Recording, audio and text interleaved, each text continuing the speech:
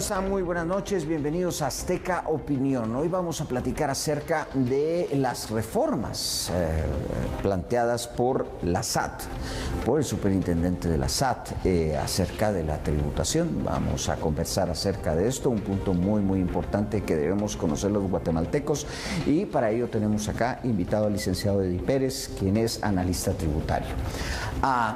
Cuéntenos, ¿cuáles son los puntos que usted ve neurálgicos en lo que está planteando la SAT? Pues bueno, se plantean 6 grandes temas sobre los cuales la SAT piensa de que hay que hacer reformas al sistema tributario guatemalteco. Yo diría en el impuesto sobre la renta vienen 3 asuntos grandes. Uno de ellos, el planteamiento de que solo se quede el régimen para pagar el ISR en el régimen del 25%. El segundo es endurecer las reglas para los gastos deducibles y no deducibles. Y el tercero es aplicar las reglas de precios de transferencia a nivel doméstico entre empresas relacionadas. Luego quieren ir haciendo modificaciones al Código Tributario para el secreto bancario, para ya no tener que pasar por un juez. Y en el Código Tributario también se plantea el tema de intercambio de información financiera con otros fiscos. Esto, por supuesto, ha creado varias protestas. Una de las primeras ha sido el tema de lo que le llaman el secreto bancario, que realmente no tenemos un secreto bancario como tal, ni algo tan así planteado como en muchos lugares que sí son paraísos fiscales. En cuanto a esto, ya ha habido comunicados de muchas entidades y sobre todo el sector privado acerca de esto. ¿Cómo lo ve? Pues bueno, lo que tenemos el día de hoy es una norma que establece que el fisco puede pedir información a los bancos si considera que una persona no puede demostrar su capacidad económica o cómo está gastando todos los ingresos que está percibiendo. O sea, cuando existe esa duda razonable que le llama el Código Tributario, el fisco puede pedir la información. Lo que pasa es que la administración tributaria lo que está pensando es poder tener un acceso expedito a toda esa información. Sin embargo, nosotros hemos visto casos en la práctica donde esas auditorías que se hacen con acceso a la información bancaria probablemente no se analiza al 100%. Por ejemplo, una empresa puede tener depósitos bancarios que no necesariamente son ventas, claro, que son préstamos de los mismos accionistas o de otros bancos, y hemos visto que eso ha generado confusiones en los procesos de auditoría, lo cual también es incorrecto. Claro. Dentro de todo esto, esa forma expedita en la que quieren revisar los expedientes de las personas y sobre todo sus cuentas en cuanto a la rendición de impuestos, ¿qué pretende exactamente ahí en el hecho de no tener que pasar por un juez?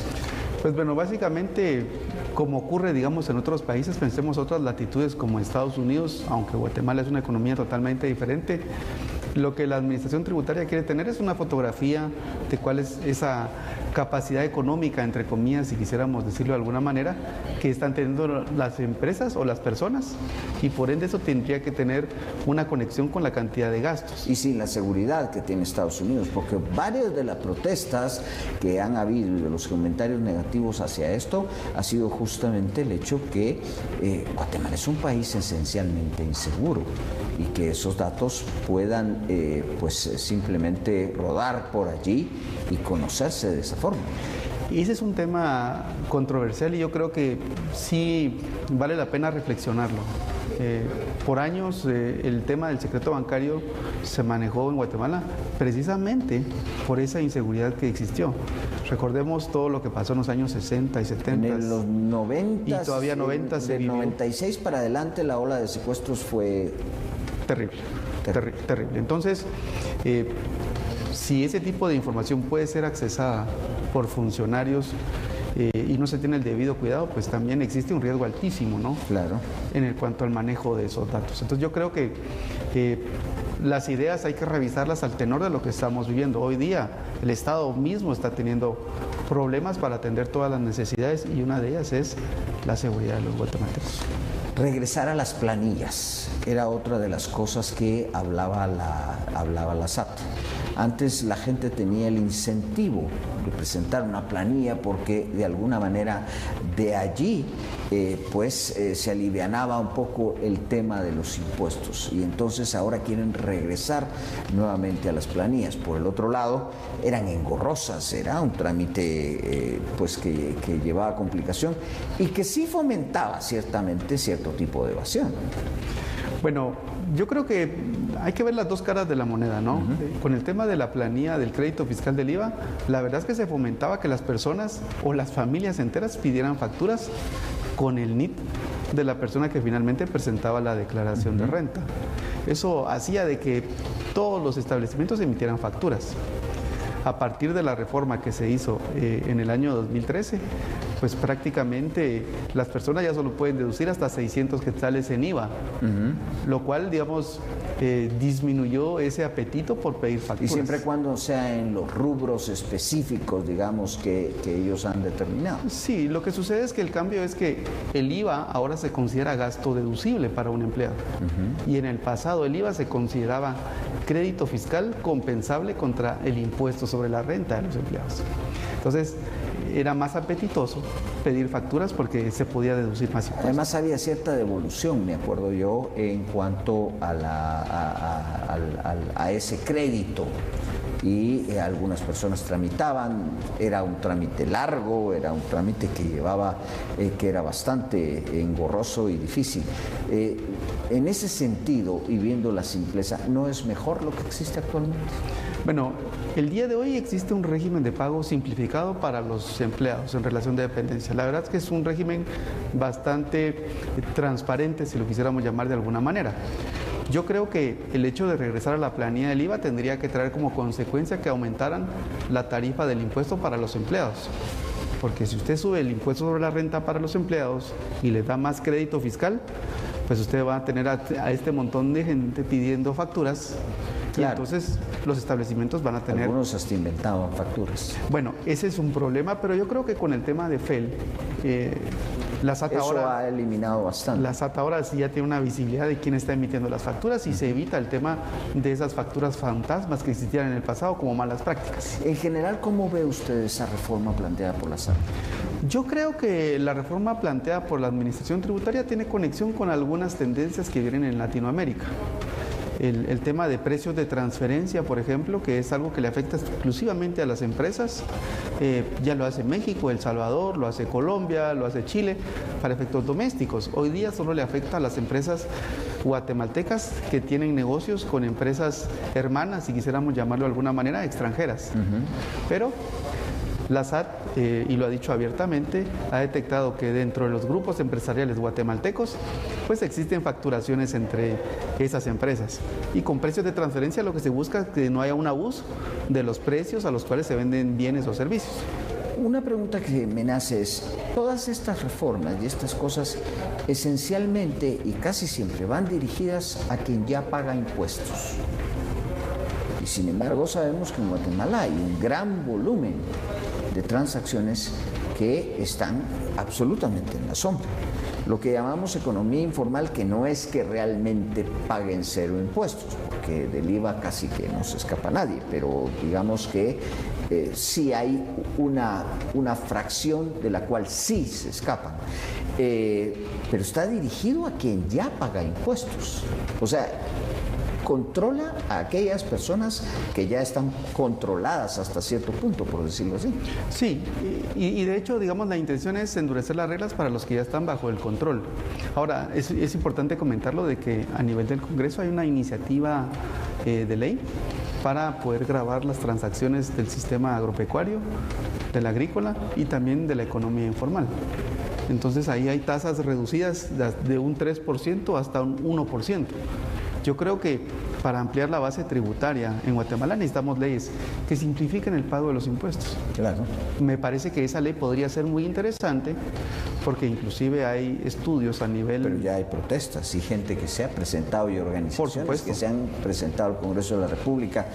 A ver, en Guatemala le caen las leyes a aquella persona que no tiene fuerza política y le hace votos detrás.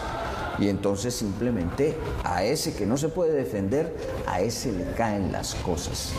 ¿Cómo se hace? Por ejemplo, usted vio lo que pasó con los 48 cantones, con el famoso tema de la facturación.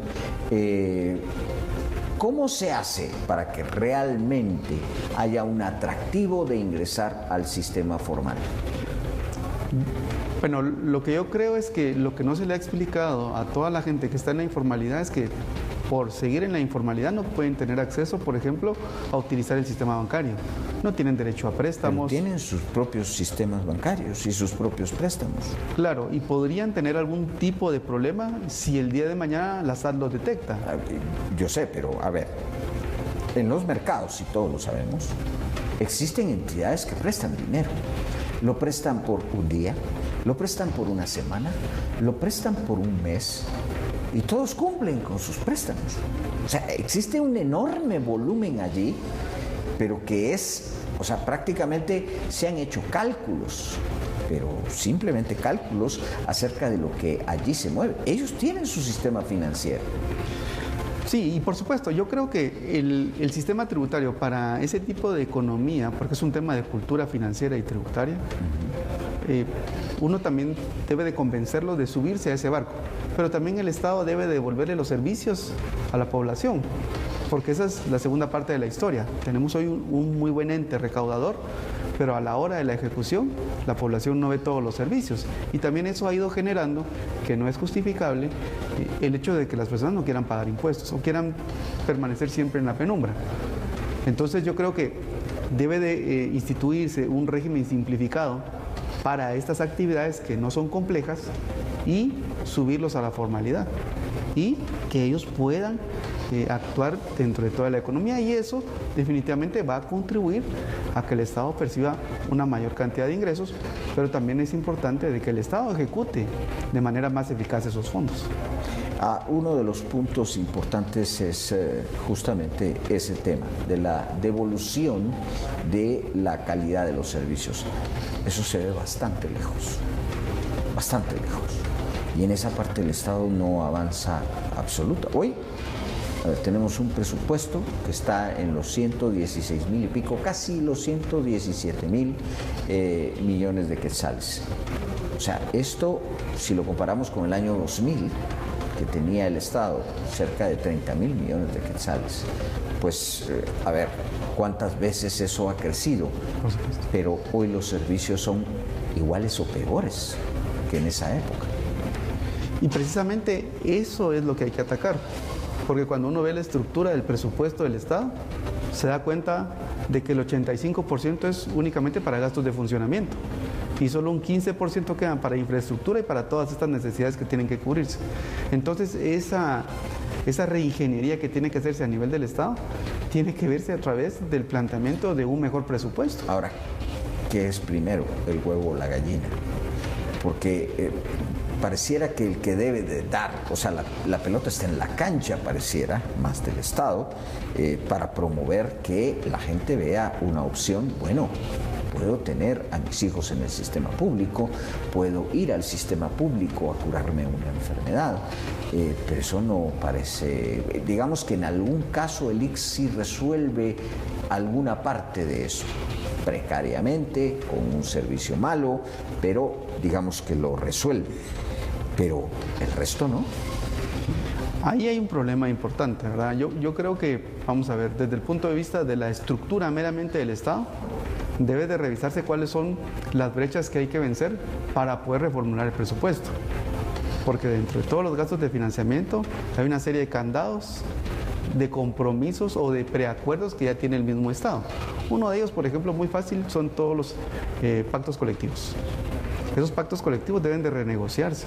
No se pueden romper porque si no Guatemala entraría en una crisis de tipo legal laboral a nivel internacional y Guatemala no quiere eso.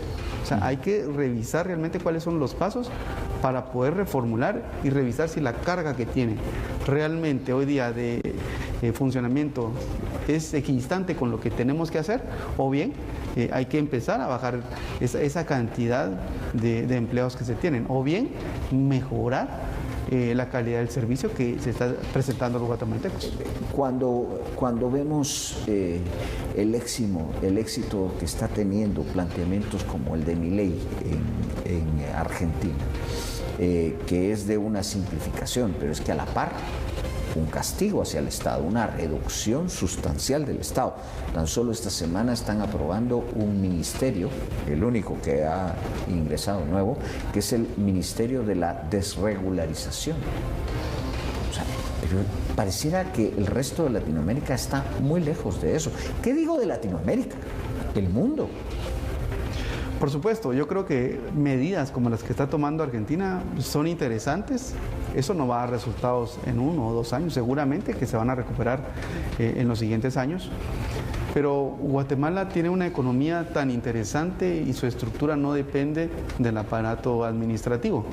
Entonces yo creo que Guatemala como tal debe de reorganizarse y ha sido uno de los problemas, usted lo acaba de mencionar, la crecida del presupuesto en esos últimos 20 años. Entonces yo creo que sí hay que ponerle un freno, debe de revisarse el tema estructural para atacar las necesidades del país. Por ejemplo, uno de los temas importantísimos es el tema de infraestructura, el tema de educación, el tema de seguridad. Todo eso, mejorándolo, usted puede traer mayores inversiones al país. Hoy día la inversión extranjera es baja en consideración. Sumamente baja. Con la inversión, los $1.000 millones. Claro, con la inversión que se está haciendo, pero de los propios capitales guatemaltecos. O sea, el propio capital guatemalteco es el que sostiene la economía guatemalteca. Pero la inversión extranjera que hemos tenido ha sido muy poca. Y la política fiscal guatemalteca debería estar enfocada en la atracción de nuevos actores, digamos, económicos. Por ejemplo, las alianzas público-privadas me parece algo que puede solucionar muchas problemáticas que tenemos el día de hoy y que pueden ser generadores de mejores condiciones económicas para el país. ¿Qué futuro le ve a la propuesta, así hablándolo muy sinceramente, qué futuro le ve a la propuesta del superintendente? Yo creo que el señor superintendente está apostando a actualizar el sistema tributario. Creo que él ha, digamos, importado buenas ideas, ¿verdad? Porque los fiscos ahora se hablan en una reunión como esta de cuáles son las mejores prácticas. Me parece que algunas ideas pueden ser interesantes en su aplicación, algunas seguramente tendrán que revisarse cuidadosamente al tenor de lo que está pasando en el país y finalmente yo creo que las personas estarían pues, más contentas de pagar los impuestos si reciben los servicios, así que yo creo que tiene que haber un balance ahí, ¿verdad? Seguro que el señor superintendente está encargado de cobrar. Tiene que pasar por el Congreso de la República. Y ahí es donde va a haber un tema de discusión. Y ahí hay un tema importante. Los diputados son muy, digámoslo, muy sensibles, los distritales son muy sensibles a lo que piensen sus poblaciones en el interior del país. Estamos hablando de impuestos al sector agropecuario, estamos hablando no de impuestos, pero sí de reformas en el caso del sector agropecuario que sí pueden significar no que paguen más, sino que paguen. Sí. Entonces, no se ve muy fácil, que eso. Cuando yo hablo todo el tiempo de la corrupción y de toda la corrupción que hay, o sea, estoy dando pie, si me estás hablando de corrupción, ¿cómo es posible que me querrás cobrar impuestos? Y ese es uno de los discursos que uno ve todos los días. Todos los días. De parte de la población, quejándose de ese mal uso de los fondos. Y por eso yo digo que siempre en la política fiscal existen 2 tramos, la cobranza y la ejecución. Creo que en la cobranza se está haciendo bien, hay que hacer esfuerzos para ampliar la base tributaria, pero en la ejecución la gente quiere ver mejor calidad de gasto. Y necesariamente necesitamos, valga la redundancia, trabajar en eso. Hoy día vemos el sistema, digamos, de carreteras complicadísimo. Y eso está generando también que los costos de la canasta básica se disparen. El sistema educativo, el tema de la seguridad, no solo la seguridad en la calle, que ya es complicada, pero también el sistema de justicia está teniendo problemas. Entonces yo creo que hay que hacer un esfuerzo importante, hay que reformular esto, pero hay que sentarse a hacerlo. Bien, es momento de ir a una pausa, pero regresamos en unos instantes con nuestro invitado.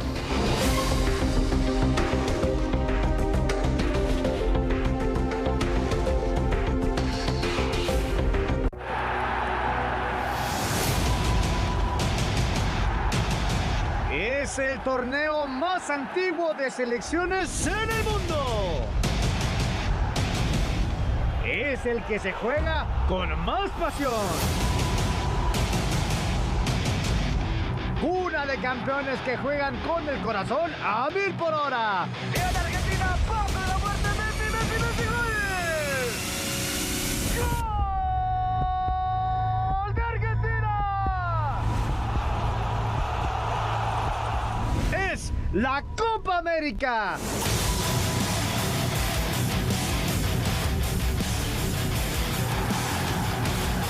La Copa América del 20 de junio al 14 de julio en vivo y en HD, solo por TV Azteca Guate, el mejor canal. Gracias al apoyo de...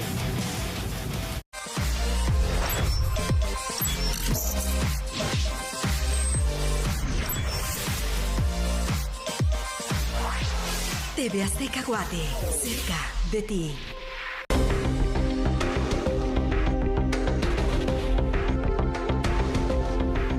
Continuando esta plática con nuestro analista invitado, el licenciado David Pérez, acerca de todo este tema tributario.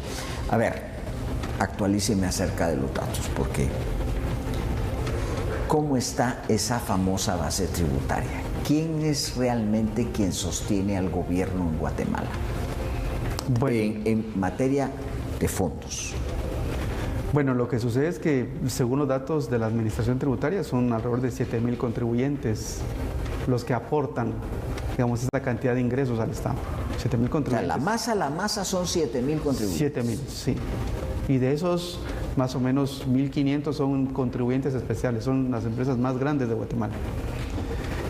Eso quiere decir que... Y de esas tendríamos que separar no más de 20 que son las que aportan un capital enorme. Por supuesto. Ahí es donde estamos viendo la poca inversión extranjera en el país.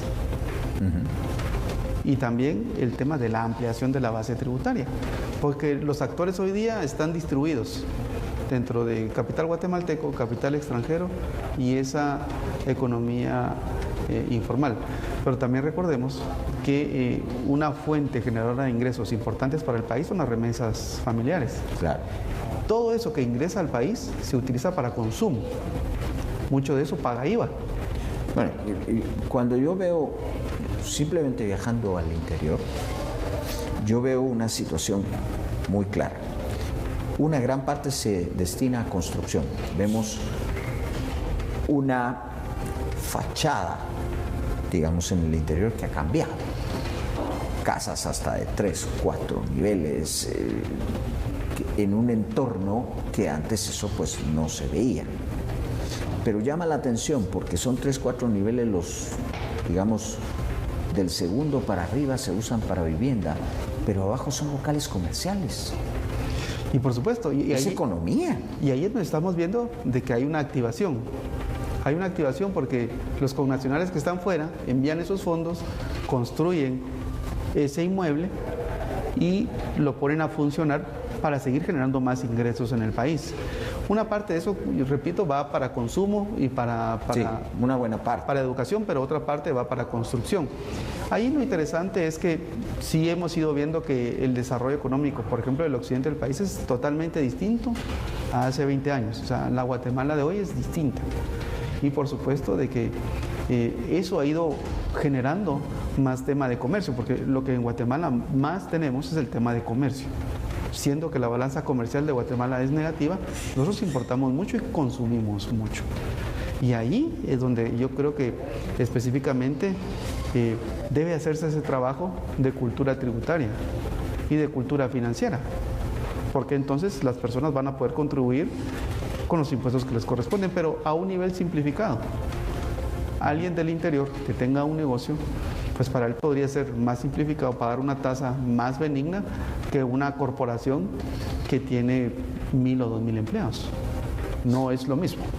Hablamos de, digamos, esa gran cantidad, o esa pequeña, perdón, cantidad de personas que realmente sostienen de personas, empresas, entidades que sostienen el aparato estatal. que son alrededor de esos 7.000 contribuyentes. Ya después vienen contribuyentes medianos y pequeños que, bueno, no es que sean irrelevantes, porque para el contribuyente cualquier cantidad de impuestos no es irrelevante, pero es irrelevante de acuerdo a los números del presupuesto que estamos manejando. ¿Cuánto se ha calculado que puede ser la evasión? Bueno, el señor superintendente mostró unos datos interesantes hace 2 semanas respecto a los temas de evasión, ¿verdad? Ahora, ¿le podemos creer todo al superintendente? Yo creo que él presentó datos estadísticos apalancándose en información que ellos manejan. Recordemos que mucha de la información que ellos tienen con la FEL, ahora tienen más datos y pueden manejar ese gobierno de datos de mejor manera. Creo que ahora ellos tienen, de alguna manera, como se diría coloquialmente, el sartén por el mango, porque tienen todos esos datos. Sí, no, ahora hasta lo felicitan a uno para el cumpleaños, pues, pero... Pero entonces, digamos, ellos mostraron ese reporte que lo están mostrando también varias administraciones tributarias para decir cuál es la brecha que les hace falta, ¿verdad? Ahí se mostraban algunos datos importantes respecto a la evasión tributaria. Habían datos de un 24% en el impuesto de la renta, 48% en el caso del IVA. Yo diría, en las cadenas del IVA, algo que hay que tener cuidado para poderla establecer correctamente es que recordemos que el IVA en Guatemala funciona en cascada. O sea, para una empresa el IVA es neutral, porque una empresa lo paga. Por ejemplo, un importador paga el IVA en ese proceso y cuando vende el producto se lo cobra al cliente. Sí, él es un recaudador, digámoslo así, es un recaudador intermediario. Es un intermediario, o sea, para las empresas es neutral. Entonces, cuando se mostraban ahí los datos de cuánto era el impacto en cuanto a la evasión del IVA, pues eran datos importantes, ¿verdad? Datos importantes. Yo la verdad, pues no puedo, digamos, corroborar esas cifras que ahí están, pero me pareció interesante el informe que él presentó. Una de las cosas que yo no he entendido y que creo que pocos guatemaltecos entienden es el tema del consumidor final. Sí. ¿En dónde está el problema para la SAT si se emite factura en el tema de consumidor final? Bueno, lo que pasa es que desde la apreciación de la administración tributaria, si una persona es un comerciante y compra todo a nombre de consumidor final, lo que se intuye es que esa persona no registra esas compras dentro de su empresa y cuando vende no emite facturas, ¿verdad? Entonces, él recauda... Eso es en grandes montos, por eso pusieron los 2.500... Los 2.500 quetzales, para tratar de identificar a ese tipo de personas. Entonces, lo que intuye la administración tributaria es que hay un IVA, que es el débito fiscal que se cobra a los clientes, que no está percibiendo la administración tributaria, pero la verdad es que yo no creo que haya alguien que compre a 100 y esté vendiendo a 200. No suena. No, eso no pasa. No pasa. Ya para terminar, así brevemente, ¿cómo califica usted la propuesta de la SAT? Desde mi punto de vista muy personal, yo creo que se piensa en hacer una actualización del sistema tributario. Creo que habría que ajustarlo a la realidad guatemalteca. El tema del secreto bancario valdría la pena revisarlo si efectivamente es necesario impulsarlo en este momento. Creo que las otras reformas, por ejemplo, en el impuesto sobre la renta, habrían también que analizarlas para ver qué efectos podrían tener, no solo a nivel del sistema económico, porque el hecho de eliminar un régimen, digamos el régimen del 7%, podría ser un planteamiento de eliminarse, porque Guatemala es uno de los pocos países que tiene un sistema de ese estilo. Habría que realmente analizarlo más profundamente para ver si esos cambios son necesarios en este momento. Y no por el mero hecho de ponernos en un nivel internacional, pues vayamos a imponer reglas que sean muy difíciles de cumplir para los contribuyentes y eso fomente más evasión tributaria. Bien, pues le agradecemos mucho por haber aceptado la invitación para explicarnos un poco acerca de lo que está sucediendo en el tema impositivo, que siempre es importante para todos los guatemaltecos. Muchas gracias. A ustedes también, gracias por su atención, gracias por habernos acompañado, tengan una excelente noche.